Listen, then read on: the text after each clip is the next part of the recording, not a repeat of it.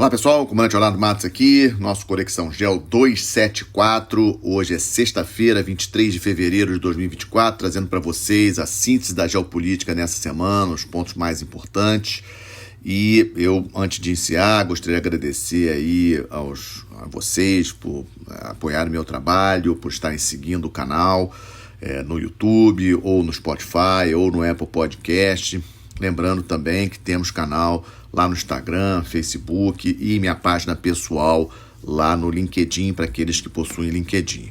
Bom, vamos logo às notícias. O tema principal que trouxe para vocês é uma síntese, é uma análise sobre esses 2 anos do conflito entre Rússia e Ucrânia. Amanhã, dia 24 de fevereiro, completamos 2 anos, vamos entrar aí no 3º ano de conflitos.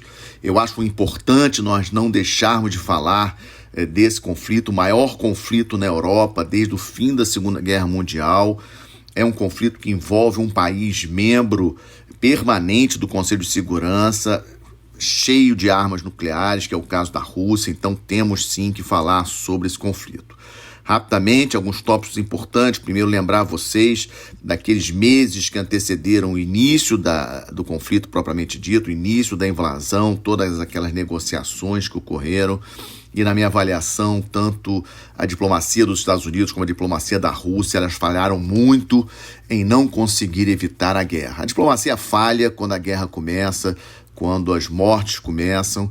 E logo depois do início do conflito, as primeiras notícias que nós tínhamos, as primeiras observações, era a Rússia vai rapidamente invadir Kiev, o Zelensky vai fugir, afinal de contas o Zelensky era um comediante, o Zelensky não vai ficar em Kiev. Bom, a avaliação de muita gente, e especialmente do alto comando da Rússia, se mostrou errada. A Ucrânia conseguiu resistir o principal ataque russo contra o seu país, aquele ataque que foi em direção à capital. A ideia russa, tudo leva a crer, era efetivamente tomar Kiev, retirar Zelensky do poder e colocar ali um presidente pró-Rússia. Pronto, aí estava resolvida a situação. Era isso que a Rússia queria.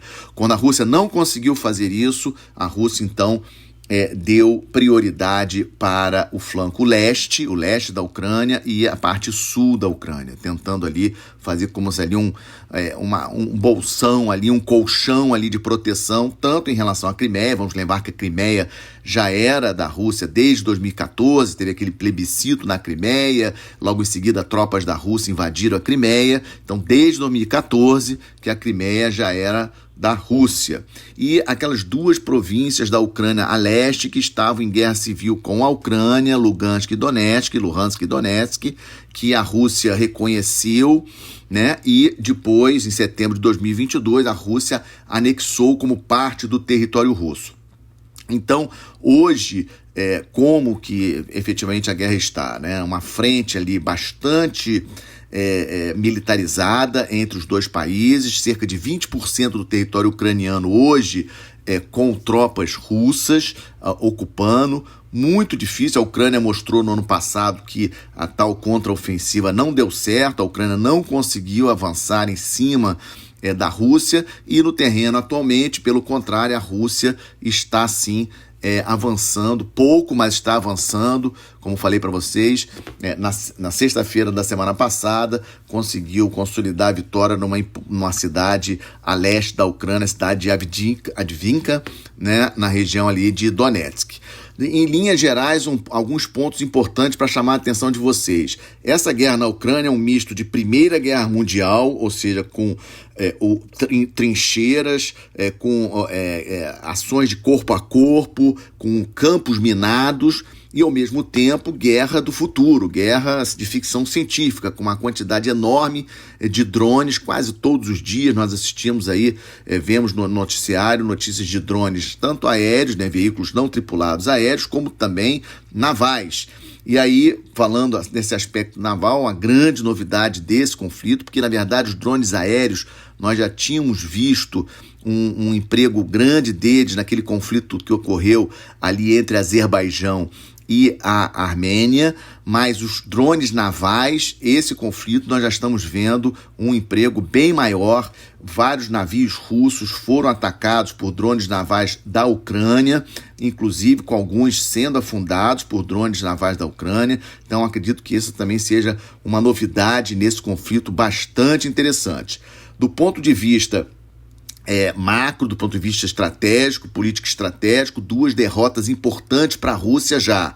Primeiro, a perda do mercado de óleo e gás da Europa, um mercado excelente para a Rússia. A Rússia dependendo demais das compras de petróleo e gás por parte da China e por parte da Índia. Perdeu esse mercado da Europa. E a outra derrota no nível político estratégico é a entrada da Finlândia e a entrada da Suécia na OTAN. O parlamento da Hungria vai se reunir na próxima segunda-feira e tudo indica que deve ratificar a entrada da Suécia. A Hungria é o último país da OTAN que ainda não reconheceu, que ainda não aprovou a entrada da Suécia, e aí a OTAN, que é a maior aliança militar do planeta, terá 32 países. Então a entrada da Finlândia e da Suécia, na minha opinião, uma grande derrota para o Putin. Em termos militares, a Rússia recebe forte ajuda do Irã e da Coreia do Norte, a Ucrânia recebe ajuda da Europa e dos Estados Unidos, e já estamos vendo aí essa ajuda de Europa, mas principalmente dos Estados Unidos, reduzindo. E isso preocupa muito, obviamente, o presidente ucraniano, Zelensky, e a Ucrânia de uma maneira geral, porque isso enfraquece a Ucrânia até mesmo numa mesa de negociações com Putin, com a Rússia. Acho muito difícil que a Ucrânia consiga reverter esse jogo, consiga retomar esses territórios que a Rússia ocupa. Na minha avaliação, o que deve acontecer é um cessar-fogo parecido com a Península Coreana, Coreia do Norte, Coreia do Sul, onde ali nós temos uma faixa de fronteira muito militarizada. Tanto Coreia do Norte como Coreia do Sul nunca declararam, não teve acordo de paz, não reconhecem diplomaticamente um ao outro, uma fronteira muito militarizada. É isso que eu acho que vai acontecer ali. Também alguma solução em termos de defesa para a Ucrânia. Não creio que a Rússia vai aceitar a Ucrânia entrar para a OTAN de jeito nenhum, mas a Ucrânia também não vai aceitar não ter algum mecanismo de garantia de defesa da Ucrânia para futuros ataques. E também a Ucrânia vai querer recursos para a reconstrução do seu país. Eu acho que, como eu falei, entrada para a OTAN não acredito, mas talvez no futuro uma entrada para a União Europeia. A Europa vai ter sim interesse em reconstruir a Ucrânia, até para evitar ter ali um Estado falido, com todos os problemas de um Estado falido nas suas fronteiras. É um conflito sim muito importante, nós não temos uma data certa para esse cessar-fogo que eu comentei.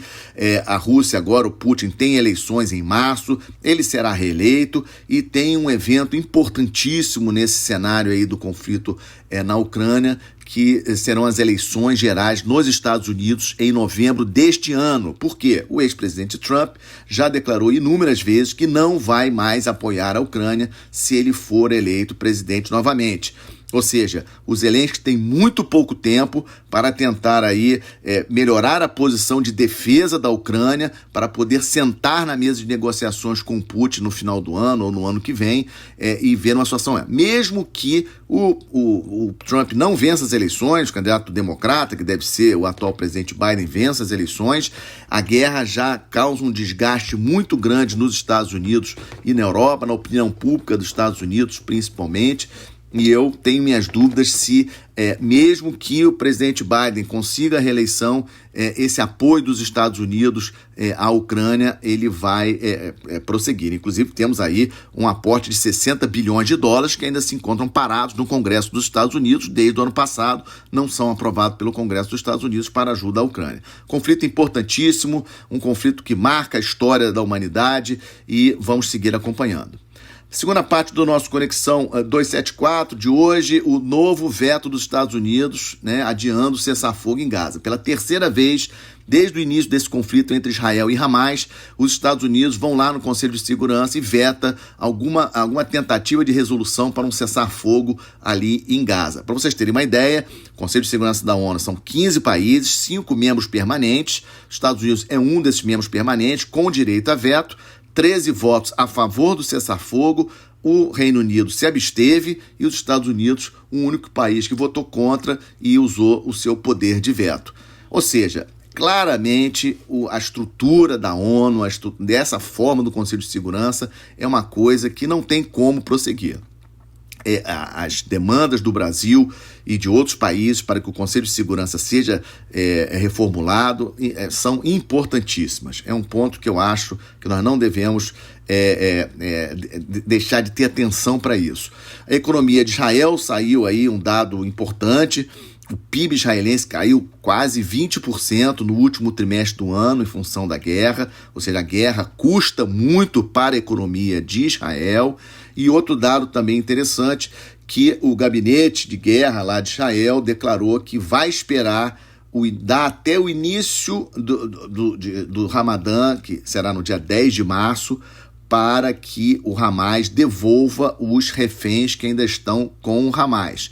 Caso isso não aconteça, o exército israelense vai entrar naquela cidade de Rafa, que eu já comentei com vocês, ali no sul da faixa de Gaza. Há uma grande preocupação por parte de muitos países, inclusive os Estados Unidos, com relação a essa ofensiva de Israel em Rafa, porque é uma cidade que era de 250 mil habitantes, mas hoje tem mais de 1 milhão de habitantes, aqueles palestinos que fugiram lá de Rafa. Então essa é uma preocupação muito grande. Outro dado para vocês em relação a esse conflito, lembram que aqueles ataques que aquelas milícias pró-Irã no Iraque, na Síria, né? Aquelas milícias faziam, eventualmente, inclusive para as bases americanas, inclusive teve aquela morte de 3 militares americanos num ataque de uma dessas milícias. Pois bem, depois que os Estados Unidos revidaram, esses ataques pararam. A impressão que tem é que Irã deu aí uma ordem para essas milícias, tanto na Síria como no Iraque, elas, digamos assim, pararem os ataques contra alvos, principalmente os alvos americanos.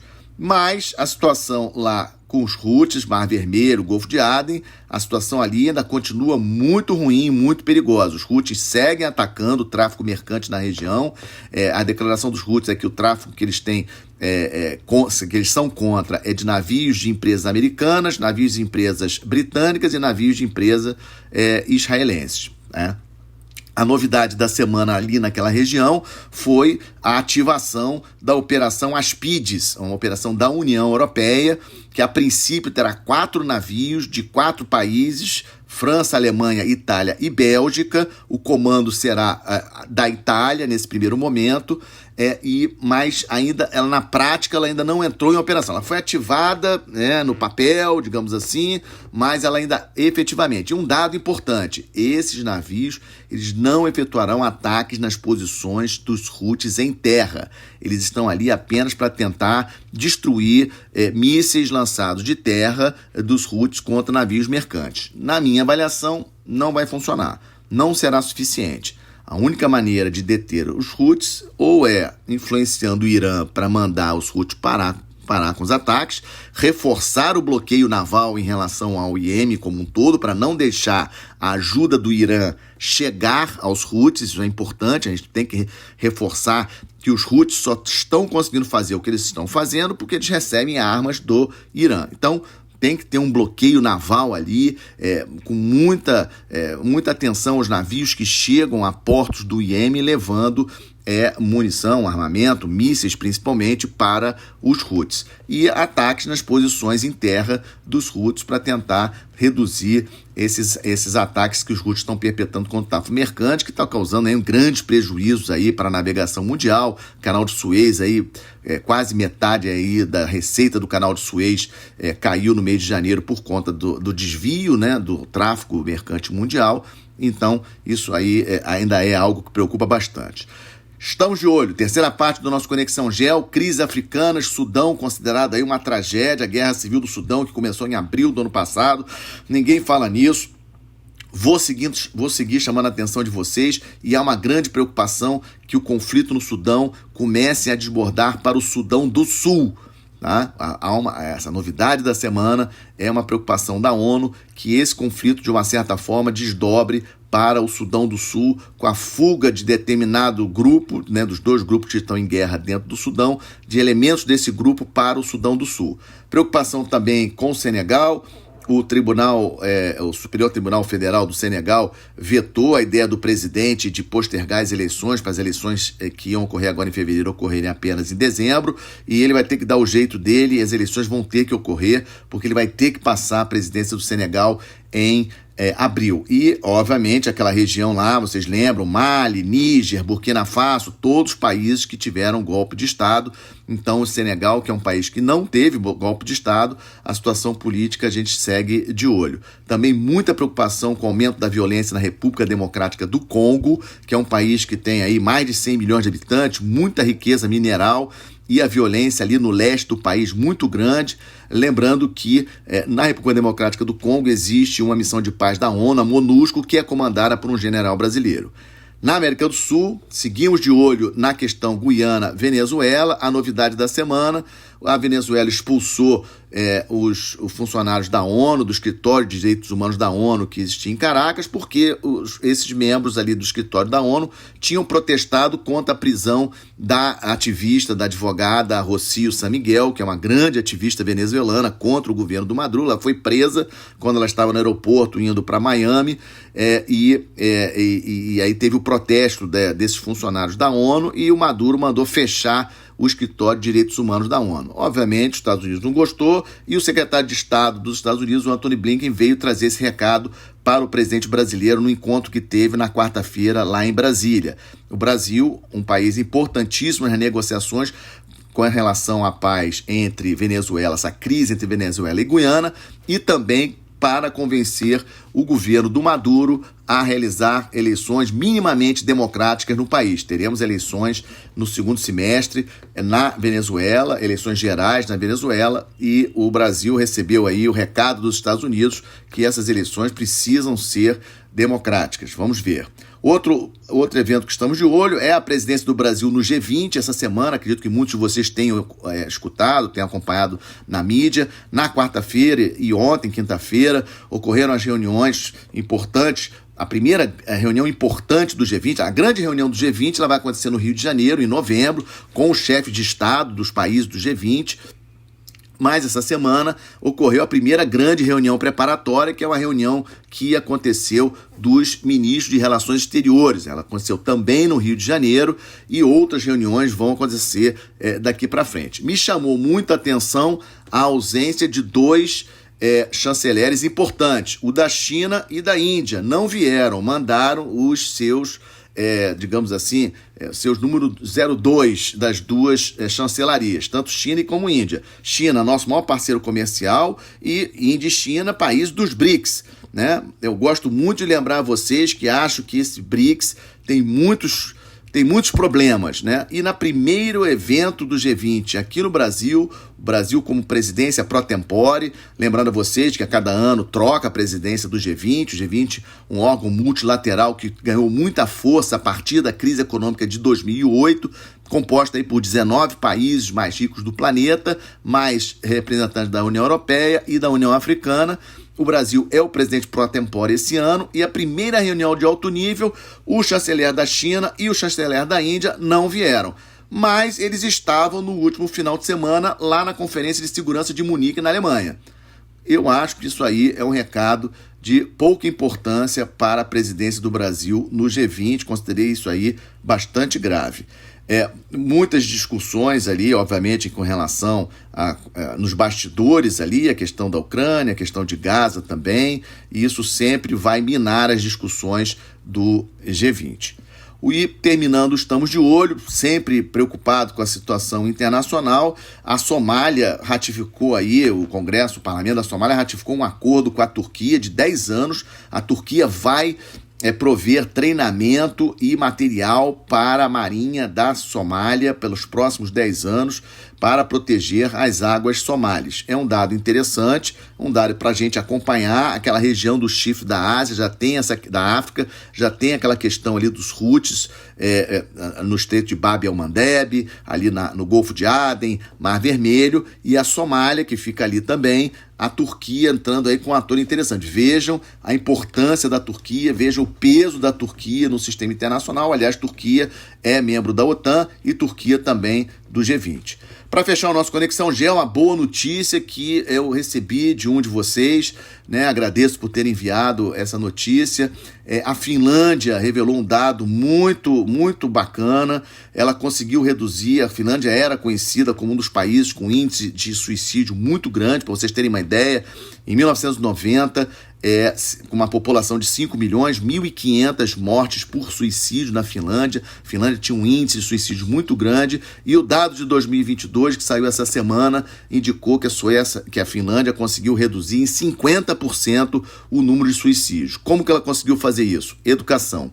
Treinamento para os profissionais de saúde, treinamento para os profissionais de educação, para detectar nos jovens aí indícios de problemas de suicídio. Então eu achei uma excelente notícia, já tive a oportunidade de visitar a Finlândia e eu acho que o exemplo da Finlândia, que conseguiu reduzir aí as mortes por suicídio aí em 50% nesses 30 anos por conta da educação, é sim uma excelente notícia. Com essa excelente notícia, fecho o nosso Conexão Gel 274, agradecendo vocês pelo prestígio, pela confiança no meu trabalho. Se gostaram, deixe o seu like lá no YouTube, compartilhe com os amigos, que ajuda a impulsionar o canal. Muito obrigado, excelente final de semana, até a próxima sexta-feira.